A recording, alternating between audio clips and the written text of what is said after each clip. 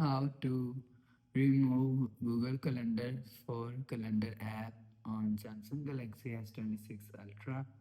Let's start the video. First of all, go to App Library.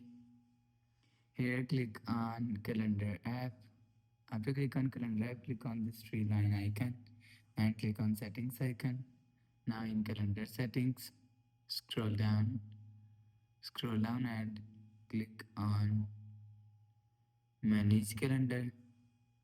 After click on Manage Calendar, you will see scroll down and Google Calendar is here. If you want to remove Google Calendar from Calendar app, so turn off this button. After turn on off this button, you will see Google Calendar is remove on Calendar app. After remove Calendar, Google Calendar, go back to home screen.